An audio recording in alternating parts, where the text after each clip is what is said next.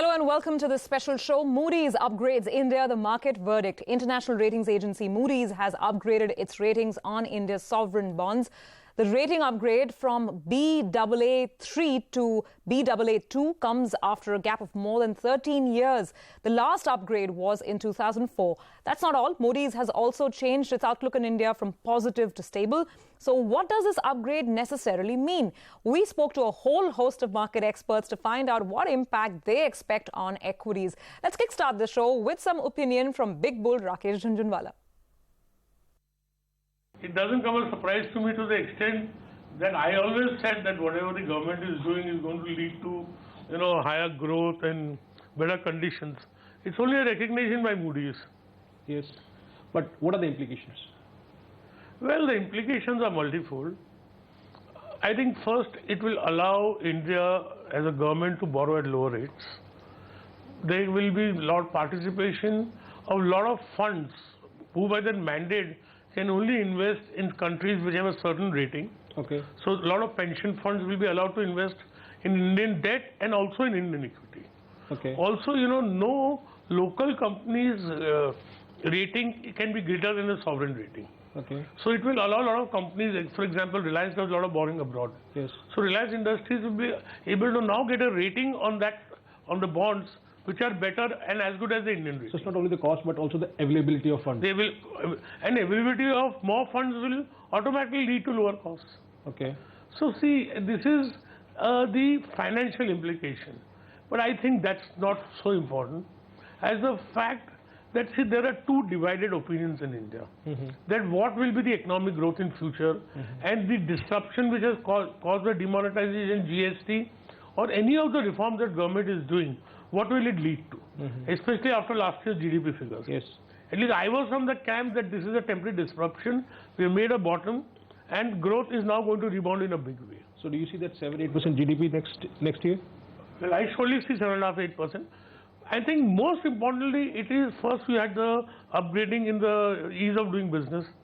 The most important thing is it is a recognition of the fact that however disruptive in the short run, all the action that the government is taking is correct, bold and required and will lead to India's faster economic growth in the times to come.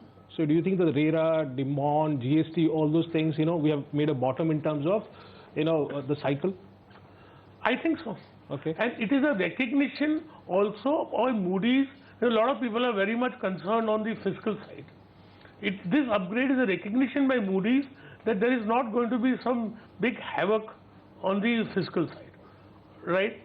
That doesn't mean that we may not overshoot the fiscal deficit provision this year. Okay. But Moody's long-term recognizes that India's fiscal situation is absolutely good and will remain so. Do you think that we should not open champagnes right now and wait for S&P as well? I don't think so. Is it? I mean, it's not that my opinion about India or the Indian stock market was going to change before Moody's upgrade, and it's not going to change after Moody's upgrade. But it is one recognition of the fact that the direction which the government is taking and all the reform that government has done is going to ultimately lead to much higher economic growth, whatever may be the temporary disruption. Okay, you mentioned. And it is also a fitting reply to all the critics of the Modi government about the growth and its prospects.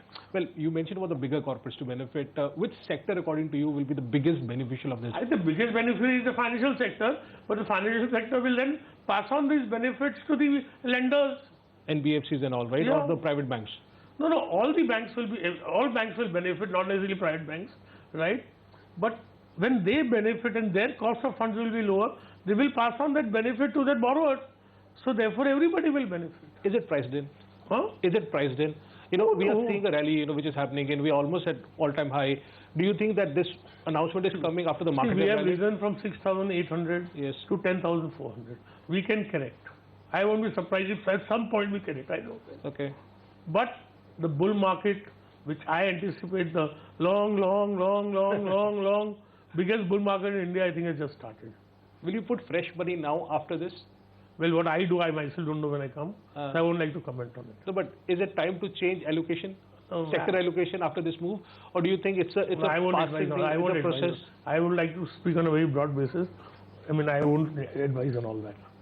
earnings for you? How was the quarter two for Well, you? we have come here to talk about Moody's, not about earnings. No, but if I talk only on Moody's, how do you think, this entire thing will have an implication on, say, GDP going ahead? What are the key things you watch out for? It will make cost of funds lower for India as a country, and it will allow a lot of foreign capital to come into this country.